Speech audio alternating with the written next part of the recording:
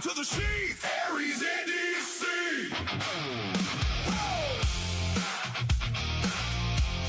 Oh, yeah.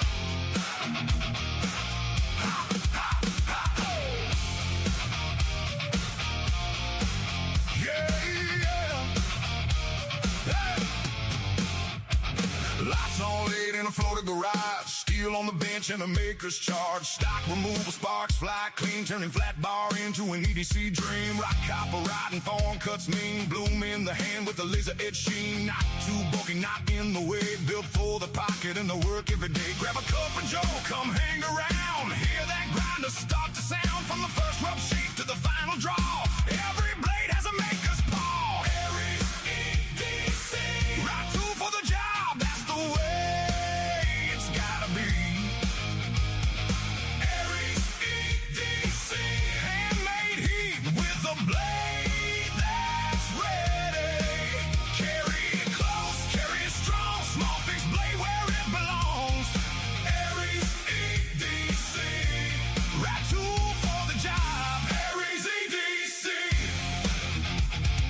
Package hatchet, toe beak, go bite, max standing tall with the glow up light. Pedal column, gargoyle, grand cardinal clip with the slicer within. Cow dick snap and the handle fits tight, carbon steel ready for a working night. From the random live, the light from the shop. When the steel starts singing, you don't wanna stop. Every scratch tells a story true of what a real use blade can do. Not just shove queens, not just show these little fixies are made to go. AriesEDC, right tool for the job, that's the way it's gotta be. AriesEDC, handmade heat with a blade that's ready. Carry it close, carry it strong, small fixed blade where it belongs. AriesEDC, right tool for the job. AriesEDC.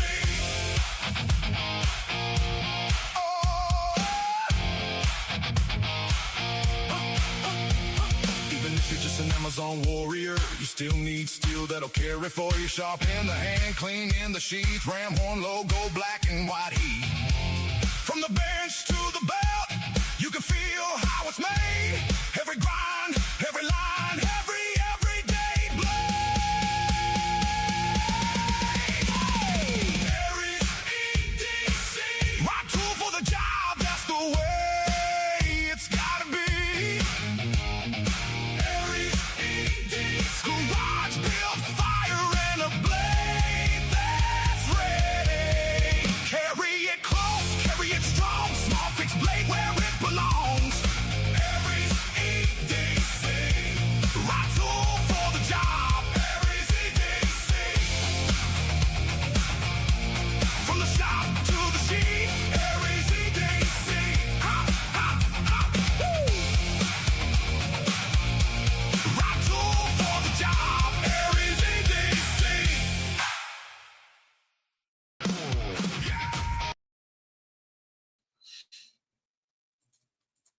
Hey, what's going on, guys? Welcome back to AriesEDC and the Maker Space. I hope you guys are having a great day and a great evening. Please, as you guys are coming in, make sure you have subscribed to the channel and you're hitting that like button. I have a good one today. We have a really cool guest with us this evening, Bryan from Bear. I keep wanting to say Bear Den Blades. I got to get it right. Bear Den Blades is going to be joining us here in just a second after I kind of do some house cleaning stuff. He's backstage waiting to talk to you guys. Play the song again. Nice, Joe. You get hyped up of that. Never get tired of that intro. Yeah, I don't get tired of it either. It's my song, and it hypes me up, Kathleen. I hope everybody's having a good evening. But please, if you are a channel member, if channel members, make sure you have gone to the channel member only video and entered a comment, because you guys, the member only giveaway is this evening. So if you are a member, make sure you have gone. You've left that comment, because I'm giving away this. The Heretic Mini Pariah is going to be given away tonight for all of you channel members, thank you very much. And the pinned comment in the chat, guys, leave a comment in that video for tonight's giveaway. I'm doing 2 giveaways. We're doing a members only giveaway. Yeah, celebrate with the balloons. We're doing a members only giveaway, and we're doing a regular giveaway tonight. So make sure you guys go over, leave that comment in there so that we can do that. So I'm going to be doing the 2 giveaways tonight, the member only giveaway and the other giveaway, which I will not share with you guys yet what that's going to be. But thank you so much for everybody coming in. Titanium Justin coming in, been a member for 6 months. What's going on, Justin? Welcome in, my friend. I can't believe it's already been 6 months, bro.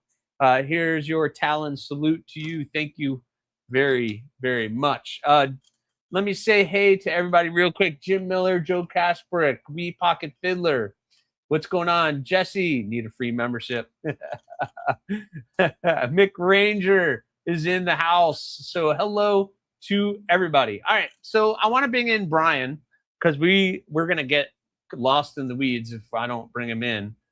We have probably a lot to talk about just in the short time he was backstage and me and him talking. We've already started conversation. Whoa, Titanium Justin gifting a membership to Kathleen. Thank you, Justin, and welcome back to the apprenticeship, Kathleen. That's awesome, Kathleen. Yep, Beard and Blades. Thank you, Marco, for dropping the link for Beard and Blades. Make sure you guys are checking out Bryan's website. He's got some really cool stuff that we're going to be talking about. So I met Bryan at Blade Show, and I got to his booth, and he does amazing custom work. But there's also something else that he had cooking at his table. And what's funny is me and Stasa were both kind of at his table at the same time. So Stasa 23 was there, and he did some stuff, and I was definitely there. Whoa, Jim Miller gifting 5 memberships. What's going on, Jim Miller? Thank you very much. Blessed EDC, Jesse, Paul Mills, Michael IN, and ETEDC. Welcome to the apprenticeship. If you are new to the apprenticeship, you just got membership. There is a member only video. You got to go to that video and leave a comment, and you get to enter to win that blade that I picked up, the mini Pariah. So anyway, we're going to have a great conversation with Bryan. He's got a lot of stuff to share with you guys, and some really unique idea that I personally thought was awesome while we were there. So let's introduce Bryan. Why didn't it do that? There he is. What's going on, man? How are you? Doing good, man. Yourself? I am great. Well, I know we were chatting earlier before we went live, and I know we're this is the first time you've ever kind of done something like this. And even at Blade Show, you were like, when you were explaining it's the medic EDC modular medic, the modular medic EDC pack. You were really passionate about it, and I was like, yeah, I'm gonna come back and do some. And you were like, okay, wait, I don't know. And that I know once you get the camera in front of you, it's kind of like, oh, you clam up. But it's pretty awesome. Everybody's saying hi. Bluminati dropping your link. Yeah, guys, make sure you guys are checking out the website. He's got some really cool stuff. But I love the ideas that you were throwing out there. Out of the box thinking is cool. Yeah, Mick, it is really, really killer. If you guys haven't seen it, we're going to be talking about it, I am sure. But I want to get to guys. I want you guys to get to know Bryan a little bit beforehand. Me and him didn't get a lot of chance to talk at Blade Show just because Blade Show is Blade Show, and there's so much there. It's crazy.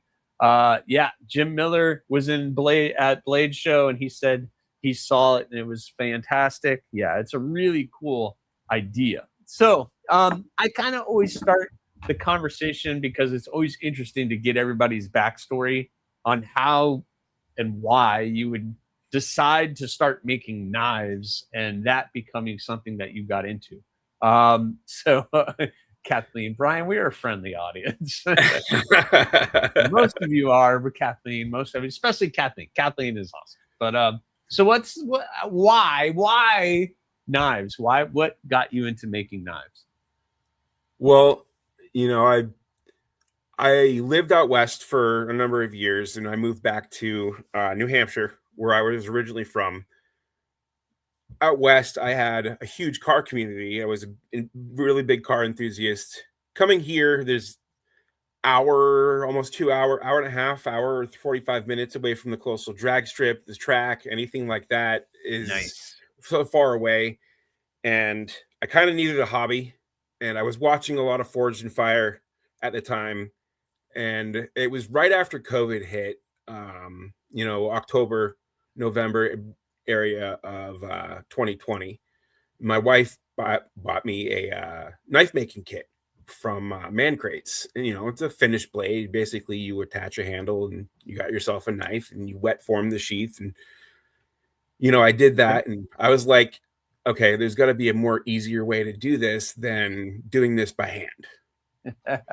So now, it just in that kit, because I'm not 100%. Do you build your own handles, or they provide it? So basically, the kit involves you get a blade, you get handle materials, you get pins, you technically get a knife vise, you get some sandpaper. So pretty much they give you everything to give you your best chance to put the handle on the knife.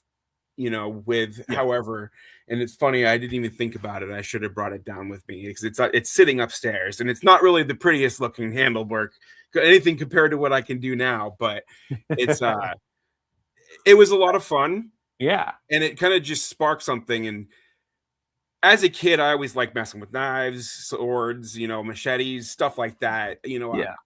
I never really knew there was a custom world, and like as far deep as I've gone now, I mean, I never knew any of this stuff existed before I started making knives.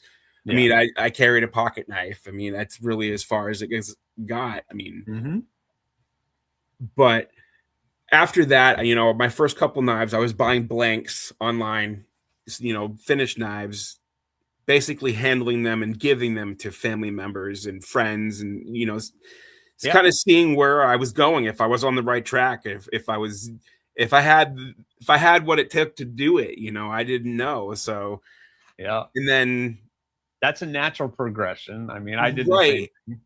And I basically, somebody asked to buy a knife, and I'm like, okay, I don't even know how to handle this right now, because I never even thought about selling them. I'm just making them just to make them, and I mean, it'd be cool to sell them. Yeah. And then I just started having friends like wanting knives, and they, of all different varieties. I mean, ever since the beginning, I've tried to look at knife making as a chance to be able to do every style.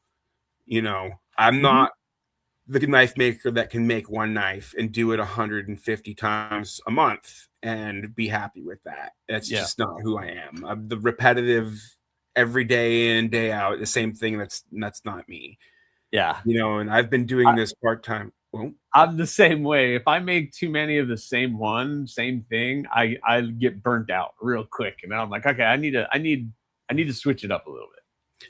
But like, the biggest thing that I've done from the start is everything custom. So you get to basically pick every aspect of the knife, from the steel to the handle material to the pins, the finish on the blade. If you wanted something engraved on it, I mean, I wasn't always able to offer engraving, but I mean, I can do custom laser engraving. Like I have a 50-watt fiber laser sitting next to me, actually. Yeah, that's a really great tool to have. That's for sure. It is, and I did a special knife for the 250th anniversary. I had a knife laying around. I wonder where it is. But I had this knife, and I wanted to do something special, so I did a kind of a special laser engraving for it.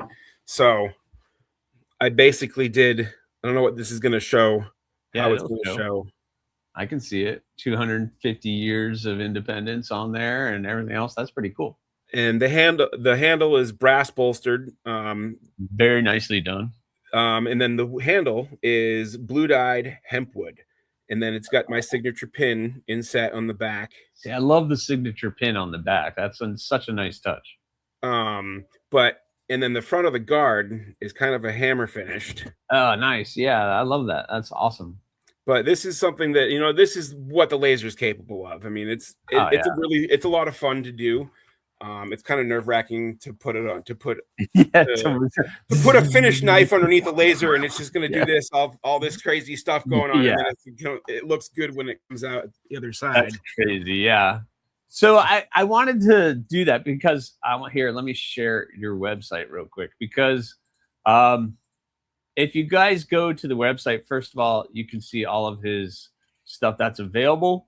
The friction folder was cool. He was showing me that. So we'll talk a little bit about that, I'm sure. But if you go to the site, you can start your custom project. Basically, you click that and you just get to basically email Bryan, and I guess sky's the limit. Do you limit like certain designs, or is it whatever they decide they want? Well, I'm not a person to really copy designs. I don't like to, per se, one for one copy stuff. You get inspiration and say somebody wants a specific blade design, and that's like very specific. I'm talking like, a harpoon style tanto, something like that specific. You kind of have to draw a knife for it, and that's a lot of what I did from the beginning. I hand drew everything. I mean, I could probably step over here and grab my stack of stencils of all the different designs that I've made, and you'd be like, what? Yeah, no. I mean, it's literally hundreds of different knife styles and designs that I've tried and done throughout the years. And some I make still, some I don't make anymore. I mean, some were drawn and made for a custom for one person, and never to be made again. These are awesome. And there's nothing wrong with that. I mean, that's a great way to do it, because then you're always doing something a little bit different. So that's pretty cool. And I've tried to be flexible as far as what I'm able to make, everything from, I've made a machete out of some really high-end Baker Forge steel. That was a couple summers ago, but I mean, down to like a little pocket scalpel, I mean, it doesn't matter what it is. I'm down really to make mostly anything.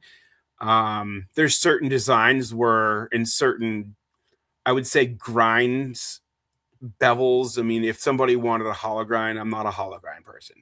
I'm a full flat grind, false edge, stuff like that. I can do tantos I struggle with just because it's tough.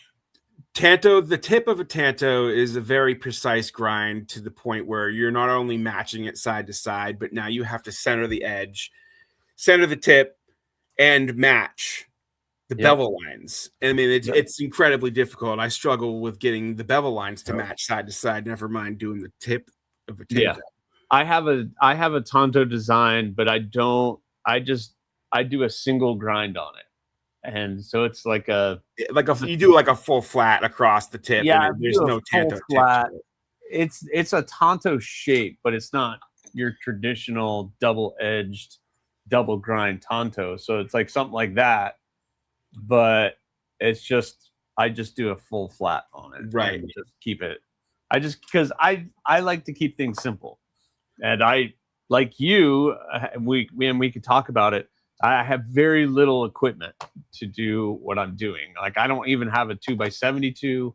I have, a couple of drill presses, and pretty much that's about it. Yeah, Gabe, you always talk about this chisel grind tanto thing. I don't know. I'm not really a fan of chisel grinds. I am not. It just feels something feels off about it, just because you look at the other side and you're just like, you're missing something. Yeah, and he always brings it up, and I'm like, I'll make it for you if you want me to. I mean, I have no problem with it. I mean, I'll make just about anything for anybody, and I'm pretty flexible like that. And I like I like that I've tried to be flexible for what I'm able to make. You know, I haven't really found a knife design that somebody's come to ask me to make, and I'm just like, I can't do that. I mean, I have a guy right now that is putting a lot of faith in me and asking me to do a Scandi grind that I've never done before at a very specific angle. And I know it's going to be challenging, and I'm actually probably going to have to use my jig to do it, which is not really what see, I've used a jig for a number of years. So do I. It helps you get consistency, but there are shortfalls as far as what you can keep consistent when you're grinding. I mean, there's multiple factors that come into grinding knives. I mean, it's not only the angle of the knife, which tells you how high up the bevel will be on the blade. You know, it's how much pressure, either heavy towards the tip or heavy towards the tail, you know, rolling the knife. I mean, keeping the edge thickness the same. I mean, there's a lot of factors that going into it. And I think for the first couple of years, I struggled using a jig. And then I threw the jig out one day and I just started freehand grinding. And ever since then, it's just been nothing but it's a lot easier to me that I've basically created the muscle memory from using the jig and watching what the steel does and looking at the bevels and, you know, just constantly going back and forth, and you see the change. And then when you start doing that with freehand, your movements of your wrist or the way you put pressure on certain points, you can change different things, and you can almost rotate the blade's bevel as you grind through the knife, and most people would never even see it. Oh yeah, no. I mean, a lot of grinding and freehand grinding is not easy, but it is fun, and but it is challenging or it's rewarding when you nail it. You know, when you go through and you just grind a knife and you're like, okay, that looks good. I'm done. I've refined all the grit scratch. You know, I'm gonna go handstand it now. But my tools are pretty basic. I mean, I have a Portaband deep cut on a swag table to cut out blades. I have a single drill press. I have a single 2x2 2x72 broadback grinder. My heat treating stuff is I have a 24-inch Paragon that is 220, so it will hit stainless steel temperatures in about an hour. Nice. So it'll do about 50. It'll get to about 1500 degrees in about 28 minutes or something like that. So which is pretty quick. That's not bad. Use oil for high carbon, you know, and I usually use have been using a mixture of Parks AAA and Parks 50, but it's mostly Parks AAA. A lot of the steels that I use, or the steels that I use, it doesn't really. They want more AAA than Parks 50. Because what would be the difference? Well, AAA, I believe, is a little faster. Okay. I believe it's a little bit of a faster quench oil than 50. Gotcha. I know that when you heat treat ADC RV2, they're specific saying the best possible outcome you're going to get was with Parks AAA. Interesting. I use Parks 50 for my ADC RV2. I'd be pretty good, but I hold it in there for a while. And, you know, the important part of heat treating, you know, make sure your oil's warmed up. You mean the oil at I always warm it up first. Right. And a lot of people, and I didn't for a number of years, and I was like, yeah, it doesn't really matter, but it does. Like, if you watch what a blade does going into oil, when the oil's hot and when it's cold, it does two completely different things. When the oil's cold, it creates air pockets around the blade, and it doesn't allow the oil to quench the steel like it should. You know, when the oil's hot, it basically saturates around the blade, and as you move the blade around, it like basically drops the temperature, so you actually can get a higher hardness with hot oil. Yeah. So. Which is awesome. Tools, very rudimentary, man. I mean, other than that, I have to do segmented scales. I spent money and bought a really nice disc grinder setup. I bought it's a Beaumont setup. It's got the tray, the table, everything. It's a 9-inch disc sander, but I mean, you need something if you want to be doing accurate stuff with segmented scales and having everything line up and look correct. You need to be 90 degrees, and a 2x72 just really can't do that consistently. I mean, you can, but it's not going to be perfect. Right, and you're only working most 2x72s is the belt surface is 2 inches. You know what happens if you have 1.5 inches and the belt has a crown on either side? So, you know, technically you're not really getting it true flat. I always was struggling putting it in a jig at a 90-degree thing on a flat surface and then putting sandpaper down and going like this and trying to get everything square. So when you put it together, it looks, there's no gaps. You know, you don't want the gaps. It's very difficult to do. Yes. I say it all the time. People are like, oh, just put a little inlay in there. And I'm like, you don't understand. You've just created a whole nother set of problems if you want to do a segmented scale. If you want to do, even if you're just doing a bolster and in one piece of liner, you're still creating a whole set of problems than just using one scale in there. But yeah, I have a 2x42. That Grizzly 2x42 machine is what I use with the wheel, with the grinding wheel on the other side, or the it's an actual belt grinder, but it's set up for knife making. But it's small, and I bought a bunch of aftermarket stuff just to make it actually usable. Because what came with it was just like the work table was horrible, and the platen wasn't. That was just a piece of steel. It wasn't even a good platen. It wasn't meant for knife making. It was meant for like wood. Even though they called it a knife making, it was not. Well, my first grinder was, obviously almost everybody was a 1x30. Yeah. I actually don't have it anymore, but I mean, I still use a 1x30 every day, and I use it for sharpening. Yeah, I still have mine. I think I might still have it. It might still work, but I retired it because I have one of those Weaver 1x30 mini 2. It's one of those mini 2x72 looking grinders. Yeah. With the VFD and all that stuff.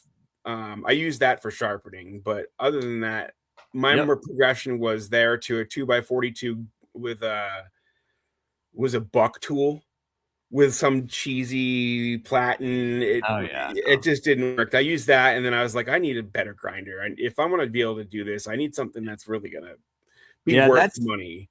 That's one thing where I'm still I need to grow is my heat treating.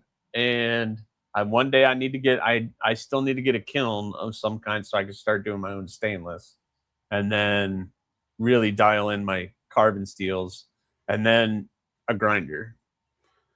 But one day, I'm just going to stay in my lane right now, though. So if I were to suggest which ones you need first, is that you can always get stuff heat treated, but you can't get stuff ground. No. So, I mean, you can. It's just going to be it's going to be pretty expensive. Yeah. I mean, Peters is getting pretty darn expensive. Well, there's other companies, White River. Yeah, there's some other companies. Yeah. White River's another one. You know, they do. And I have some people here locally that always are like, "Hey, if you want something heat treated, hit me up." And I'm just kind of like, I feel weird. That's kind of what I mean, though, is that you have access to heat treating. You can even send it out, and it's affordable. But a grinder, man, that would probably be if I went back to the beginning, I would say I should have bought a 2x72 right off the bat and just spent the money and just sucked it up. Yeah. You ever heard the terminology buy once, cry once? Yeah. That's pretty real. Yeah. I mean, I'm happy with my grinder and what I'm doing with it, but I know a 2x72, it would probably save me a ton of time as far as how fast I'm able to do different tasks with it. So the ability to slow down and speed up your belt is huge. It's huge. And having you're instead of spinning a 3-foot abrasive, you're spinning a 6-foot belt. You know, I mean, you have twice the surface area of belt. Yeah. And it doesn't heat up as fast, but hold on one second. Rory coming in with a $50 super chat. Rory, you are absolutely Awesome. Another installment. I hope you're getting all these tools. Dude, you are absolutely killer, Rory. Thank you so much, brother. You are always a huge support, but dang, $50. Dang, Rory, you're just too much, man. You're just freaking too much, dude. God, such a great support system. Yeah, one day I'll get a nice grinder. But I got it. I've dialed in mine. I've kind of learned it.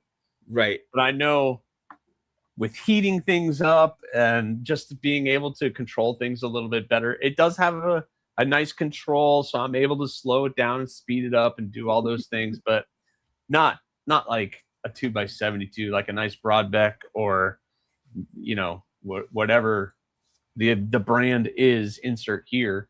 And then you have all the different controls to be able to do stuff. But one day I'll get there, and then my knife making will just get better. But I'm just loving where I am. So you said that you have a bunch of different designs. So if people wanted to get a knife from you custom, they hit you up on the website, and then you can kind of deal with them as far as what you kind of like. Do you ask for a drawing from them, or are you just kind of they give you an idea and you draw it out? If they come to me and they're looking for a custom knife, you know, I usually will my website sends me an email, and I'll contact them and kind of get a base of what they're looking for. I mean, I've had everything from somebody that is ready to give me a drawn kind of picture of what they're looking for. Okay. And I've had somebody that just sends me a picture of, I want this knife that you've already made before, but I want this, and this for the handle. Okay. Yeah. So I have about 30 some odd designs or basic patterns. So it's like, just pick one of these patterns, and we can, you get the basic pattern, and then you get to choose basically everything else you want. So anyway, the process is pretty simple. You know, as long as I know what you're looking for, you know, if I have a design that I've done and that's easy to recreate because I keep all my own my stencils. If it's something that I need to draw, I can draw it, and you can approve it. You know, as long as I know the size that you're looking for. But okay, the custom process I try to keep pretty straightforward. You know, you guys get to pick every part of it, what you want for handle material. You know, if you don't know what you want and you want dealer's choice, I personally struggle with that because a lot of that is making decisions, and I struggle with making decisions. You know, well, it's hard making decisions for other people. Right. And, it's their knife. It's not my knife. So right, and like you know your specific way, and that you only like certain things. You know, if you say dealer's choice, it may not be something that you like. You know, I mean, unless you like everything from that person makes, and I really at that point it doesn't matter. But I mean, everybody's got their own outlook. You know, and 99% of the time, people they're like, yes, that looks awesome. That's perfect. You know, when they get the knife, they're just like, dude, the pictures do no justice for this knife. Yeah. I hear that more often than not. I'm like, I can't capture 90% of what, or even close to all of what these knives offer in a picture. You know, some of the chatoyance that you get from the handles, from the steels, the way it's etched, you know, there's a lot of different things that change the look of a knife. There's so many different, it's so hard to get a picture of all the details, and then some of the details don't look the way that they should look, but so when you get it in hand, then that's when everything changes. But and I love when people, and I don't know about you, but I love when people get the knife and then they send you a picture of it, and they're just kind of like, oh man, I love it, and then they'll share it on socials or whatever and tag you in it. I love that. That's 5 minutes like after opening the box, be like, you did tell me it was sharp, but I already cut myself. Yeah, I get that all the time, common. And I'm like, I told you. I was like, I can't tell you guys enough. They bite if you don't treat them right. You will get bit. I mean, I make a functional tool. When you get my knives, they will be sharp enough to shave with. I promise. Oh, yeah. I don't necessarily shave with them, but the way they cut paper, you can tell. a knife if it's sharp. You know, Oh yeah. you don't need more than a paper cut test. I mean, Yep. if There's you want to be picky, you look at how paper's cut. It can either be a really nice clean cut or it can be jagged. You know, Oh I mean, yeah, no, it's there's you can multiple tell when ways. you're cutting that paper and you're just like pinching the knife and you're just kind of like If you yep, can draw I'm done. squiggles in the paper and you just go like this and there's no catching and it just flows, the knife is basically sharp as a razor blade. Oh yeah, absolutely. And there's You some know, people in the chat right now who have been bit by a couple of my knives. And blood sped all over the place. But yeah, that is awesome. So I love the process of that, because then that keeps you creative and that gives people expression. I know for me and my processes, the big thing is a Urban 61 HRC Peters hit with the 3V, because that's what they suggested. I know 3V can go higher, but that's what they suggested, 61. Anyway, I know the big rabbit hole sometimes is handle materials. And now, so for some reason, it's become Kydex, because there's so many different types of Kydex out there. Do you find that when people start, they like get super overwhelmed with handles and what they might want, etc.? What I try to do, I know that all the choices and stuff are.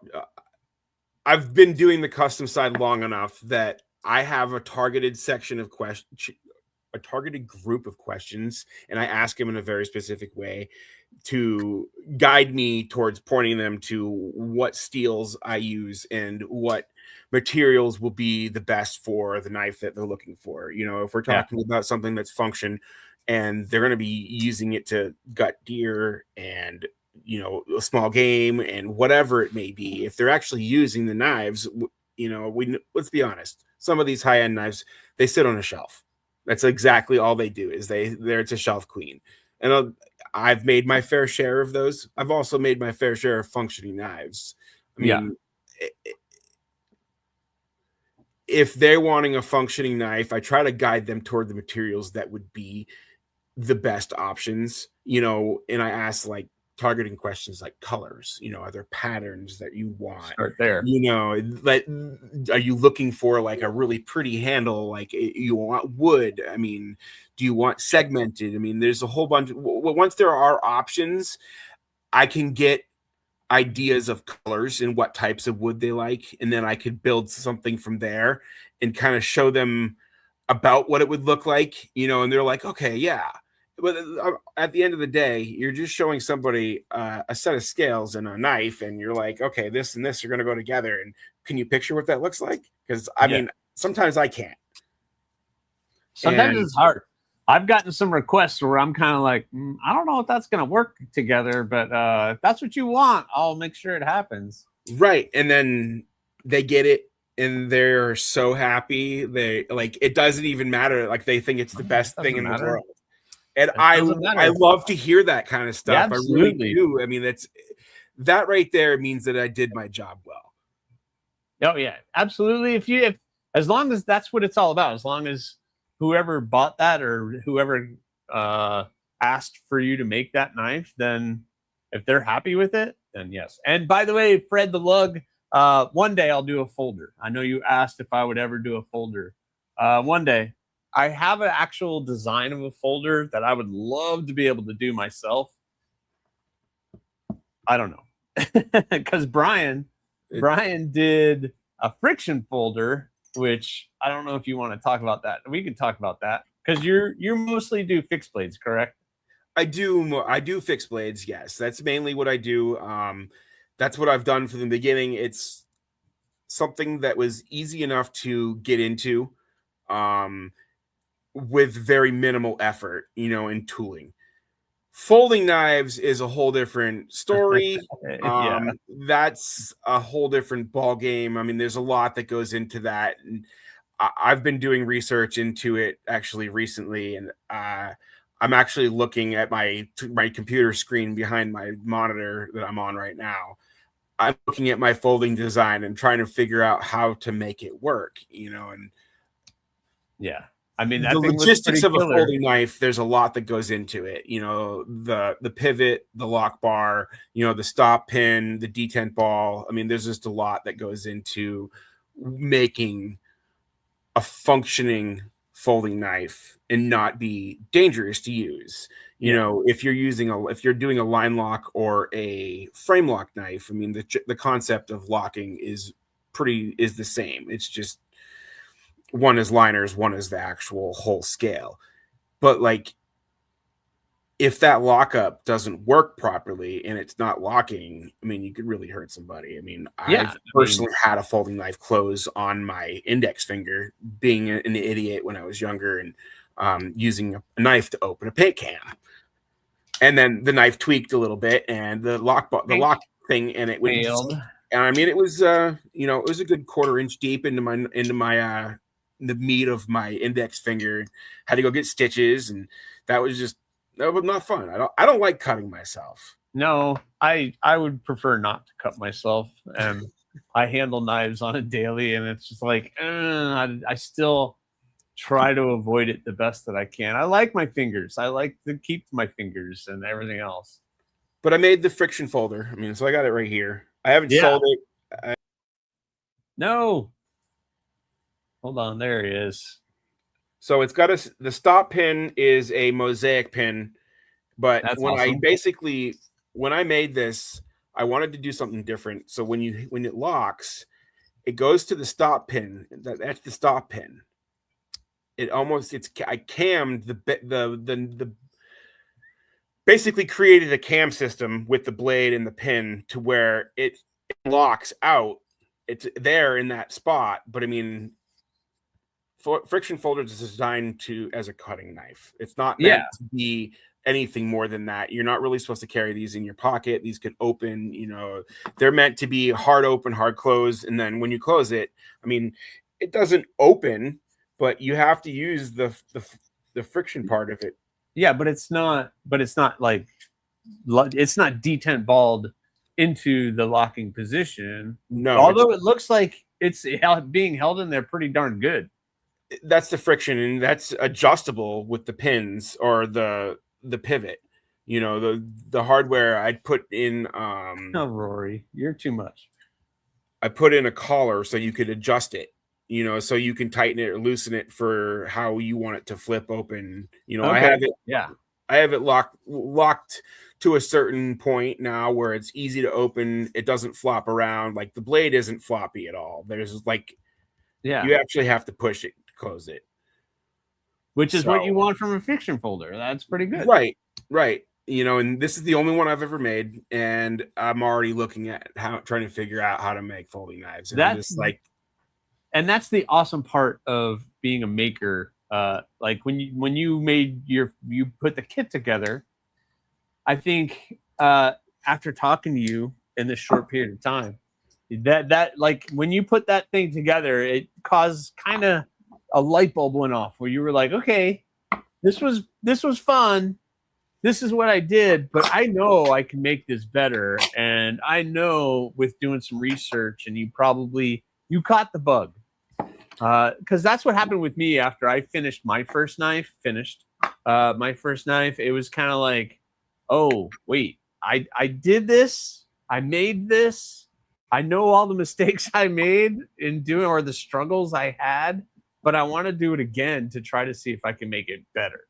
And I feel like you were the same. After that first project, you were like, I can do this. It was went from about 0 to 1,000 miles an hour in about the course of a week. Yeah. And, you know, I built slowly, you know, tried to organic growth. You know, I've done this part-time for the last November will be 6 years. And that's awesome. I just recently flipped to full-time, but I mean, I'm still not doing it full-time. I mean, I don't have production knives that I have, or wholesalers that are buying my stuff. You know, I meet some of them that are at Blade Show. You know, I've made some knives for some Whatnot guys. Yeah, that's good.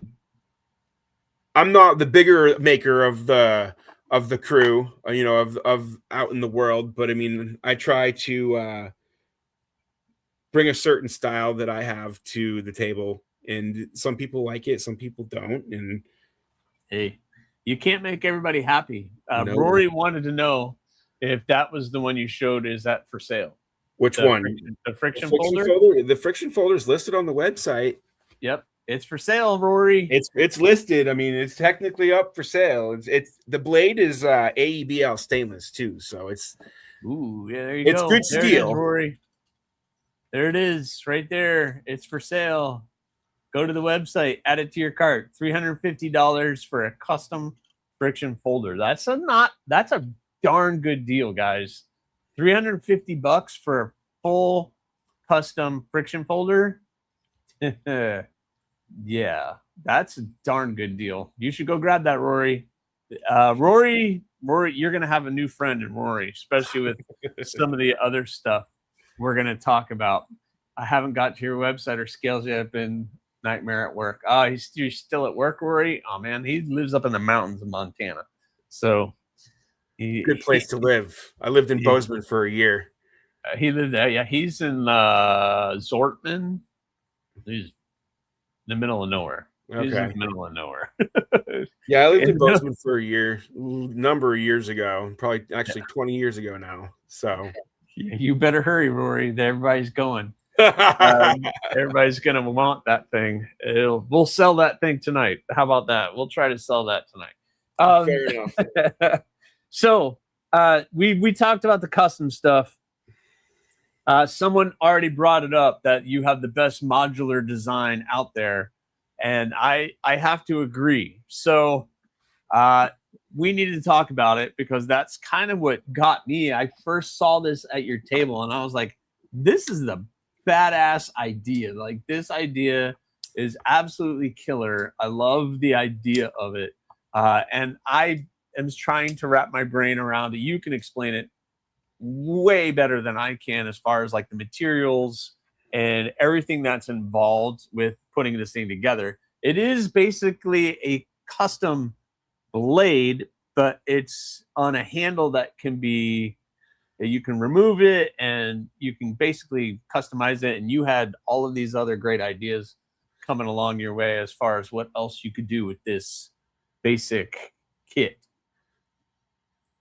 The design came, you know, I've seen a couple of options on the market for replaceable blades, and I've had this idea in my head for, I'd say, probably 2 years now. And I had no idea how to bring it to fruition. You know, I've tried to figure out how to design it on I use knife print online. Yeah. And trying to figure out how to design it. And I made one, and that's actually sitting right here. So my prototype, it has the pretty steel in it right now, but I have the prototype, and the design in the concept is based off of my Medic EDC, which is a fixed blade, pocket friendly, supposed to be small, but essentially the prototype design, this is the prototype. It's basically G10 with micarta liner and then with the interchangeable blade system. And the design has changed since then because, I mean, this is the tang of the prototype. Okay. And trying to figure out how to make it interchangeable. And the other part of the concept was to have the handle modular where you could change the scales to different colors, you know, that would be materials. Awesome. Yeah. People love to customize stuff. Everybody loves, and the handles are what sell the knife. I mean, you could have one of the ugliest knives in the world with an absolutely beautiful handle on it, and it would sell just because the handle is amazing. Yeah, just because the handle's nice. But like, if the handle doesn't feel good and it doesn't look good, more than likely people aren't going to buy the knife. Yeah, even if it's a solid blade design. I wanted something to be able to switch the blades. Yes, I wanted fast, but I think that what I was more what was more in my head when I was designing this is that I wanted this to act, look, and feel like a fixed blade. Oh yeah, it locks in And there. That's for sure. once it acts, looks, and feels like a fixed blade, then we can try to figure out making the lockup either something quick release. But I went with Gosel bolt, a standard size Gosel bolt, to pinch everything together. So the idea was to pinch everything here, and so you get no blade play, no flex. It's going to act, look, and feel like a fixed blade. I mean, you're going to be able to do whatever a 2.5-inch edge knife is going to be able to do. Are you going to be batoning logs with this? No, because that's not what this is for. This is a cutting tool. This isn't a bushcraft knife that's got a 5-inch blade. And, you know, I don't think I would want to try to figure out how to make a 5-inch blade interchangeable anyways. That would be weird. That would be, no, you can't do that. Right, There's certain things you just don't do. And I think within the EDC realm of doing that, that opens the door up to do some fun stuff. But that would still be an excellent little camp knife or something to have for doing light work cutting. The idea was to be pocket friendly, carry every day. It's light, it's a fixed blade, but it's small enough where you can carry it in your pocket, or scout carry, or belt carry, however you choose to carry them. They come with pocket sheaths, but I mean, the reason for that was because of the different blade designs. When you go to the website and you look at the modular design, there you go. There's 7 different blade designs that you can choose from. And honestly, I probably should have only limited it to 3 and then done released other ones later. So basically, for the meta kit, you get a choice between 2 different handle styles. You can get the textured one or the smooth. And then you can choose from all the different blade. Look at all the different blade sizes and textures and shapes. So there's 7 different blade designs with 3 different finish options. Yep. So you can pick and choose what finish you want. You have the whole drop-down menu over here that you can check. It's $200, guys. $200 for basically build your own knife. I mean, you're building your own kind of knife. There's 3 different colors and the handles. And you said, what's the material of the handle again? You can explain it a lot better than I can. Okay, so the design has changed, and you can see the tang design on the blades have changed from this to what they are now. I mean, go back to the picture with the 7 different blades right there. You can see the tang looks a lot different. It's bigger. There's more involved. It goes deeper into the handle. Which means it's going to be a little stronger and a little bit correct. And so what we decided on, or what I decided on to do with the first round of handles, is just to get it out there. This is going to be the fastest way to be able to bring a product from an idea, a concept, to an actual product that I could sell in the course of 3 months. Like, I hired an engineer to help me get this going, and since I hired him after the week after Blade Show to Blade Show Atlanta, this basically whole process was brought to life. You know, and the handles are SLS, sintered manufacturing. Yes, it's 3D printing. It's a very different version of 3D printing. It's a very strong material. Same concept of 3D printing titanium. Basically, you start with a powder and you have a high-powered laser that burns the powder into the part. And what the material is nylon 12. Anybody that knows plastics knows nylon material is incredibly tough. This stuff is nylon 12 tough, I believe. And I put a full blank. So these are ground knives. Like, these are blanks. Like, these are a finished knife. I put an unground blank into a bench vise and tried to break the prototype handles. And like, the blade is tweaking, and like, I can't snap the blade by hand. ADC or V2 awesome. doesn't snap easy. You need No. you need a leverage extender or a hammer to smack it to break it, and it's incredibly tough. And so I have a video on my Instagram that that shows you the flex. And I'm everything I got. I mean, I'm a 250-pound guy. I could probably easily bench my body weight, and I'm not weak, you know. And I'm everything I have with one and two hands, trying to bend the steel and break the handle. And it's just, it is. You can see the steel's just arcing, and the handle is just staying straight. I'm just like, these are prototype handles. These aren't even like the production handles that were made with a stronger material than the prototypes. Awesome. So, I mean, yes, they are 3D printed, but the handle isn't the expensive part of it. You know, the handles are affordable. You know, if you look at the different packages, you can see that the handles aren't really expensive. The blades are expensive. You know, the quality leather sheath, you know, the sheaths that you get with these are water buffalo that have been veg tanned and wax coated. Buffalo isn't susceptible to moisture problems like cow leather is. It's thicker, and the design of the sheath is meant to fit more than just this knife.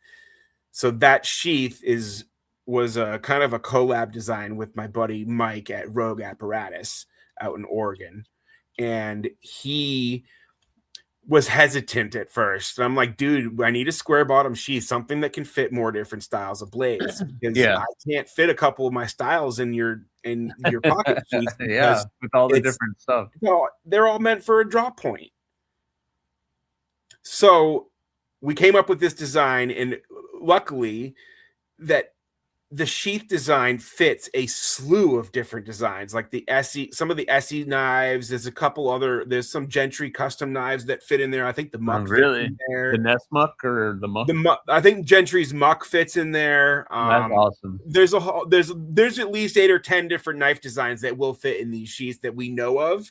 But I mean, the design was meant to be flexible and a pocket sheath for just about any small fixed blade.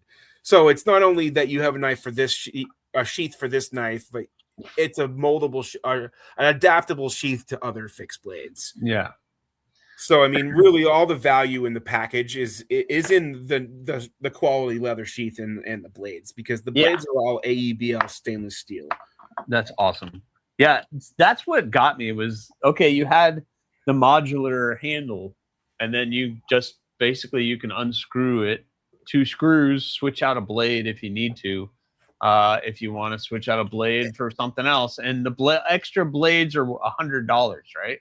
Yes, the extra blades are $100, and it's usually, you know, if I don't have it here ground ready to go, it takes me a couple hours to grind the blade and getting the finish, whether you want either belt, satin, rock tumbled finish, stonewash, or, you know, the acid splash finish, which is kind of a unique thing. And that's more time consuming than. Well, yeah, because it takes time to do it.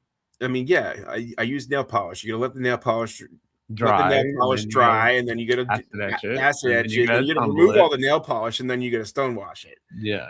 So I mean, there's a lot involved into that part of the process, but I mean, that's a couple hours of just doing that. Right there. Right. And, you know, I try not to just focus on one at a time. If I'm doing that, I do multiples, you know, whether they sell or not is irrelevant, but at least I have them. If I go to a show, I have them done. I don't need to worry about it doing all this extra stuff.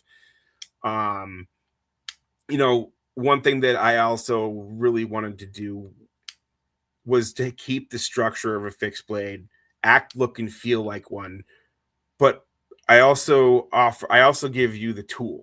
You know, a lot of companies and a lot of things that have interchangeable systems, I feel that you need to give them the tool. It's not the greatest bit driver, but you can use it for other things. It's got a little magnet in there, but I mean, you get this with each knife. So I mean, cool, though. You get the tool to change the blades around, you know, and the finish, the texture on these handles is actually a very custom texture. the company that made these handles they required my engineer's help to get the texture right, because he knew what I wanted, but they weren't understanding what I wanted through him.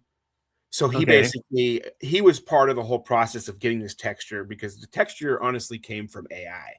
I sent a picture of a very simple modular design, and I said, show me different textured handles. And I guess I shouldn't have done that, because it gives me an array of like 11 or 12 different designs. I'm like, how do I do that and put it on there? I want to do that. Exactly. And it wasn't really easy, but Lion, not a sheep. Oh snap! I really like the modular medic, and the skier mini is super dope as well. I know what I'm. The scare. So what is the that? scare design is actually a kind of a collab design with my buddy Josh at Arsenal Edge. He had a model that was bigger than the scare mini. It's about a 5.5 inch blade knife, about 10 to 11 inches overall. He called it his Scar. I went through and modified the design with my style, and I basically changed a couple things and really brought the knife to life. And we did a collab, and we did a little baby drop, I think of like 3 or 4 of them, and we did a package deal on one of them. And the design is basically a smaller version of the full size, and that's still like a good size knife. I mean, it's got a 4-inch edge. Yeah, that's what we're talking about right here, guys. Yeah. Beautiful green spalted maple handle. I love that handle. That wood is so crazy looking in person. Yep.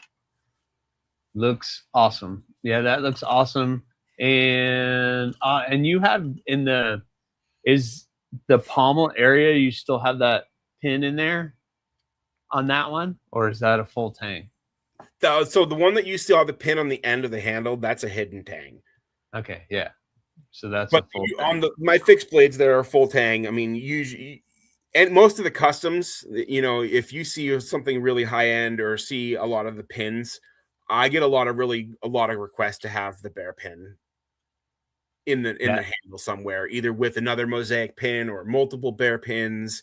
If you wanted screw-on handles, bolt-on handles, that one's got the pin through the handle, not on the end.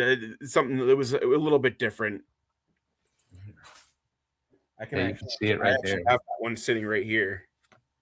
There's nothing on the end. There's nothing on the end of this one, but you can see there is the pin in the handle. And this knife actually is absolutely beautiful. We'll start there. This is my second billet. This was made for my second billet of Damascus that I've ever made. This is interrupted bacon. So basically, you got layers of. So the steel was made with Pops Pro Cut and ADCRV2, two incredibly durable steels. Absolutely, geez, that's a hell of a Damascus right there. So the shiny is the Pops Pro Cut, the black is the ADCRV2, but it's an interrupted bacon. So the thick layer in the middle is ADCRV2 in between the layers of bacon. I wanted it to look like a strip of bacon through the blade. I'm surprised the Pops didn't etch like the ADCRV2 though. This is polished. Oh, you can see the reflection. Yeah, but it's still. You polished it, and then the ADCRV2 is etched. That is killer. Sunshine cloth. You go afterwards, and you hit the polished Pro Cut with Sunshine cloth, and you bring that shine right back to it. That's crazy. But that was made from my second ever bar of Damascus. That was one of the 2 billets that I made down at my buddy's house in Atlanta last year. So, guys, Bryan is actually making his own Damascus. He's going to his buddy's place, and he's making his own Damascus for his knives, too. Mind blown. Yeah, I have a couple bars of Baker Forge and tool I picked up at the show. And one day I haven't figured out what I'm doing with them yet, but I know what I want to do, and make a knife with them. Try it. I've been working with Baker Forge's steel for, I want to say, the better part of close to 5 years. I've been buying their steel since like they started selling billets when they first started dropping steel. Like, I've been using their steel for a long time, and it's a lot of fun. It is a struggle sometimes to use that steel. It's not even that steel, their steel specifically. It's really any high-end steel, because there's a lot of uncertainties. I mean, you could do everything right and still get in, heat treat the knife, go to grind the bevels, and there's cold shuts in it. You know, there's a whole bunch of different things that can happen in the steel, and you don't even know. I mean, you're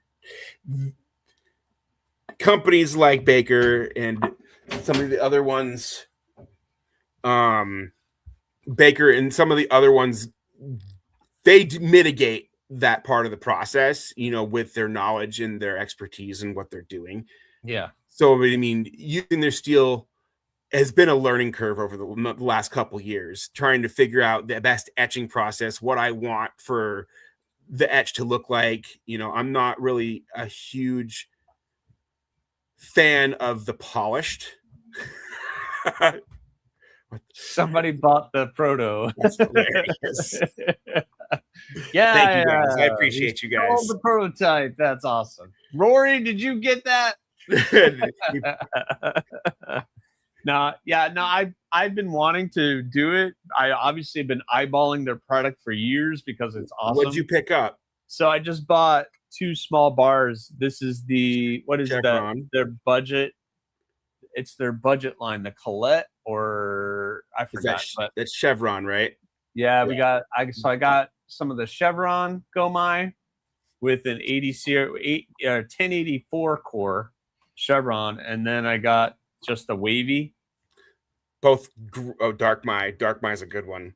Yeah, so I got the Darkmai, which is the 80 CRV2 core. So that is just gonna have one line of the copper running through it, or as I understood it. You talking about the Chevron? Well, no, they'll both have a copper line running through it, but the wavy will be more of like a line. The Chevron will be like almost looking like shark teeth coming through, like down through the blade. It's kind of neat the way that they press their patterns in. Yeah, because it's like that. So squiggles. depending on where the bevel lands in that steel, then that's kind of where that pattern is going to look like. No, I understood the patterns. It's just I've never used that steel before, so I have enough to make. I do smaller stuff. I do a lot of small ADC fixies. So, and I know people are already like drooling at wanting something with that, and I'm like, do you have a design those are going to be personal projects for me to do something fun with. That's what that's going to be. Those are just going to be make something that you like, a popular item that you sell. You know, like if you have a design that sells best, make one from that, and you'd be surprised. I mean, if you need any help with finishing, you can always message me. I mean, like, I'm more than willing to offer any knowledge that I have. I mean, I've had nothing but success from other makers asking questions. You know, there's, you know, from Jordan at JB Blades, you know, even Gentry Custom Knives. I mean, I've asked him questions, and these guys are all more than willing to answer questions. You know, if you're a knife maker and you guys are wanting to get into knives, making knives, and don't be afraid to ask questions to some of these guys that know what they're doing. It's like 90% of the time they'll answer your questions. They don't care. I mean, there's no proprietary or secret processes that most of these custom makers have. You know, if there is, and they might share, they may not. You know, that's kind of up to them, you know. I mean, but most of them will share. Like I have a core group here where I'm at who are just like open books. Like they've worked with Baker Forge and Tool, and they've already they saw that I purchased that steel, and they're already like, yeah, I just got to do this, and they've already given me my shopping list of all the things that I should be doing. So I have like a great support of people, and that's that's one of the biggest things that I ran into when coming into knife making was never have I ever had anybody just be like, I'm not answering your question or steer me wrong. There's been some people who just never got back to me, which is fine. And I don't, maybe because they're too big of names or whatever, but for the most part, 90% of them are like willing to help and give you more information than you ever needed. Like just throwing everything. Right. And, you know, a lot of it sometimes that there's certain makers that you see that, yes, they're on Instagram and they're on TikTok and they're on Facebook, but there's really only one way to message them. And if you don't get the messaging right, they're not going to see it because they don't look at their Instagram like messages or like requests. They don't look at them. So they're never going to know that you message them. And, you know, if you really want to get a hold of somebody, just keep trying. You know, I mean, if I can answer your questions, you guys are you're more than willing to message me and ask me questions. I mean, I'm an open book. I'd rather tell somebody how I accomplish certain things. You know, I have a couple knife maker friends and my buddy Josh. I have my other buddy Alan down in South Carolina. I mean, these are people that I talk to every day, every other day, you know, multiple times a week. And, you know, we bounce ideas back and forth. You know, there's always different things that we pass information back and forth. I mean, hey, check this out. You ever seen this before? Like, this is a cool process. And, you know, there's, I've come to see the camaraderie through the industry. And I worked in the vapor industry for from 2014 to 2019. I worked for a manufacturer of e-liquid, and I traveled the country for, you know, promoting electronic cigarettes. And there was a community there, and you feel the love, but there's a lot of cutthroat part of that industry, and I have yet to see anything like that with the knife world. I know there is some out there, you know, and I'm sure I could go looking and find it, but I mean, I'm not looking for it, and I really don't care. And I'm just trying to carve out my little chunk, my little slice in the world, you know. Yeah. That's all you can do is stay in your lane, do your own thing, but learn from others. And YouTube. Take information. Yeah, YouTube. That's how I started. I was going to ask you because I never had really a mentor. YouTube was my mentor, and there was a handful of channels that I watched on YouTube, and just information that I picked some of the people's brains here in the Florida area where I live, where I was like, well, how did you do this? And I was able to pick their brains, but it's not like I was able to go to somebody's shop and apprentice under them. And maybe, you know, so was there somebody like that for you that they were a guidance or somebody to offer advice to or anything like that? You know, when I first started, I didn't know even a fraction of what I know now as far as the possibilities in the custom knife world. Like, I was overwhelmed when I went looking, and when I first started down this road, I was very overwhelmed with the options and just the amount of people that there is doing it. Like, I had no idea. It was just a whole different thing to me. I mean, I've always enjoyed knives, but like, I never even realized this even existed. And I've had to learn all of it myself. You know, anything that I look and see, you know, if I'm looking, scanning through social media and I see a knife, I'm like, ooh, I like that. Yeah. You know, I can take inspiration from other makers, other designs from nature. You know, it comes from every which direction, you know, and I try to incorporate flow into my designs, you know, aesthetics, flow. That top line is so important. It has to flow. I mean, I'm a very aesthetic person. I can see, I see flaws very easily. I went to school for auto body and custom paint, and which transitions very well into it does and handle material. It does. And it's funny is that, you know, I was actually quite a good body man and painter. You know, I preferred painting over body work, but I could do it all. Yeah, no thank you. know, I don't want shaping body work and making it invisible to something that was always supposed to be like that, and duplicating it's not easy. You know, and that's where I think a lot of my contouring and my handles and like the fitment and everything, the way they feel, everything plays into my life from my life experiences through past jobs, hobbies. I mean, I've self-proclaimed mechanic. I mean, I have a 700 horsepower 4-cylinder that sits in my driveway collecting dust for the last 3 or 4 years because I have zero interest in it right now. Nice. But like, you know, and I built the engine for that. I've rebuilt the transmission for it. I mean, I've done all of that. You know, that stuff that's fun, but I found something different that I haven't lost interest in. I think that's a lot of where I struggle in life, is keeping my interest level high. Okay. You know, and I think one of the questions that you had sent me earlier is, you know, like, do you still get that feeling after you finish a knife? Hell yeah, I do. Yes. That's every time. That's usually where I end, because not that we're ending this conversation, but yeah, that's me. Every time I finish a project where I can say I'm done, which is hard as a maker to say, okay, I'm done with this project. And which more some makers is, I just have to let it go. I have to put it down. It's good. Done to me is that knife is shipped.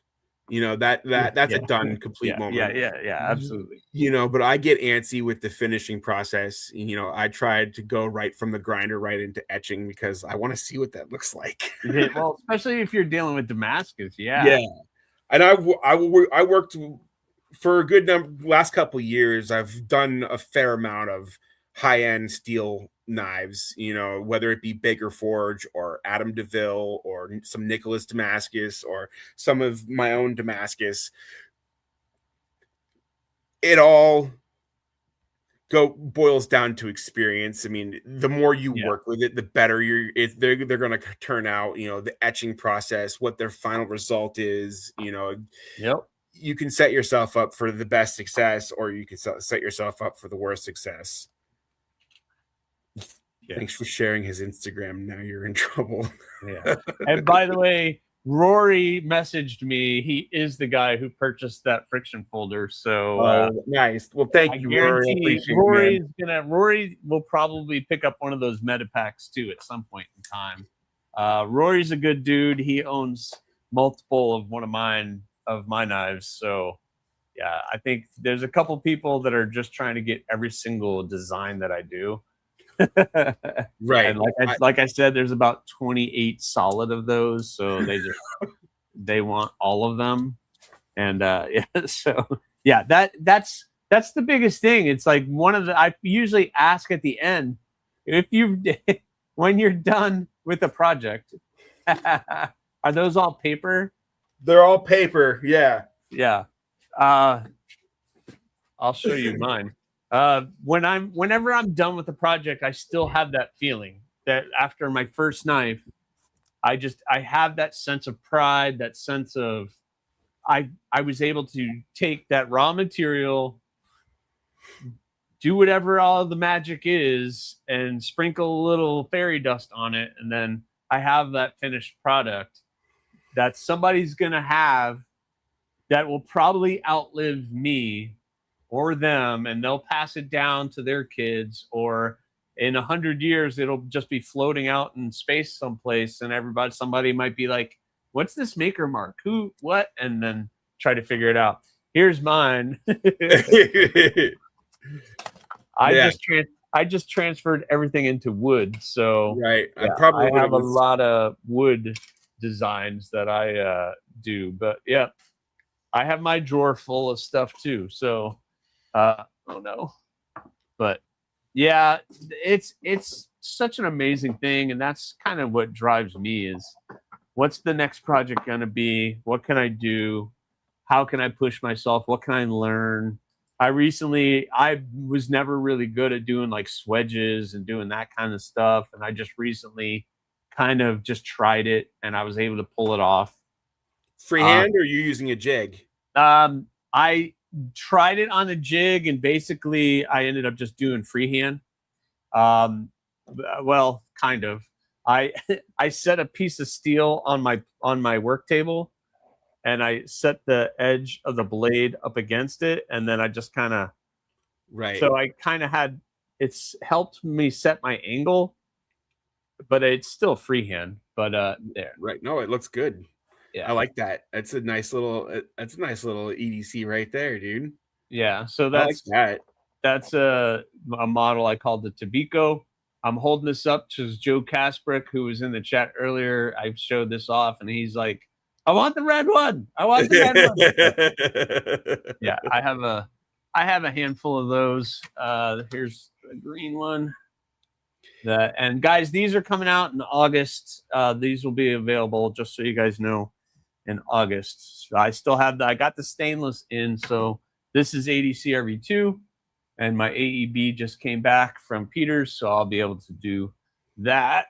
And I'll show off the green one too, because that one's fun. But yeah, I did the swedge, my first time ever really trying to do that swedge. And I think on this particular design, it just called for something right there. It does. It definitely does. So I needed to do that. You know, I have a soft spot in my heart for swedges.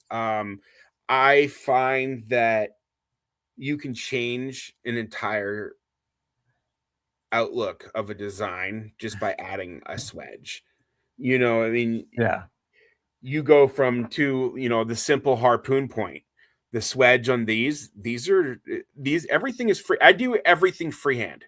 It may not be perfect, but it's as close as I can get and make everything from side to side match and still be down the center and still have everything be straight, and sometimes that's where I struggle too, because it's like I want it to be perfect, so I don't even try. I still do. You can't make them perfect. They're handmade. Most of your customers will understand that this is a handmade product. You're not a computer grinding system.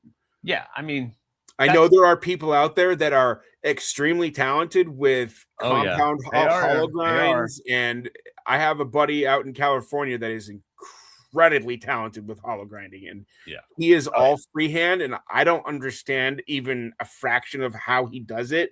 And he's like got 3 compounds hollow grinds converging, and you're like, what the heck's going on here? How do you even get this? Because I don't understand the hollow grind. I mean, I understand it and get it and how to do it.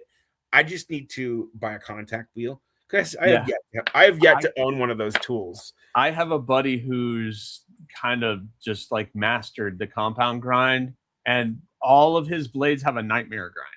So unduplicatable. It's hollow, and then he does a swedge that has a hollow too. So it's like it's pretty ridiculous what he's able to do, and he makes just absolutely killer blades. Roger, actually, the swedge is the same hand satin as the blade. It's just the angle of the light and everything that's hitting it. Yeah, but it's got the same grit on the swedge as it does on the blade. Everybody's going to be fighting over those. That's for sure. I am blessed. I am 100% blessed to no end, because not only can I make knives, I can sell knives. So that's awesome. I feel blessed as well. I thank all of my customers with a very large sense of appreciation to allow me to continue doing this stuff. I mean, it's a lot of fun. I enjoy it. I'm a very one of those look shiny kind of people, and I like instant gratification.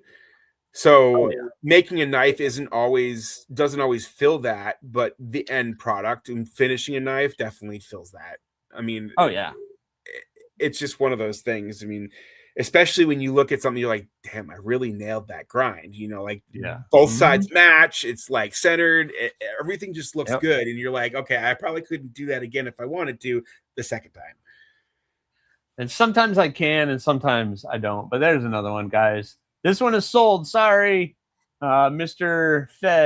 Ed Harrison picked up that one, the purple thistle. Here, I'll make myself big. There you guys go. The purple thistle is sold.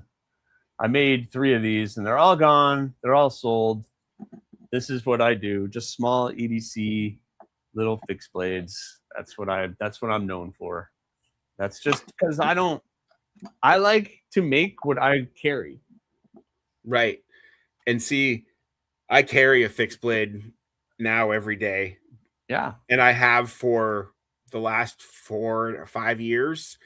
I mean, it took me a minute to get into the concept of carrying a fixed blade when I first started making them.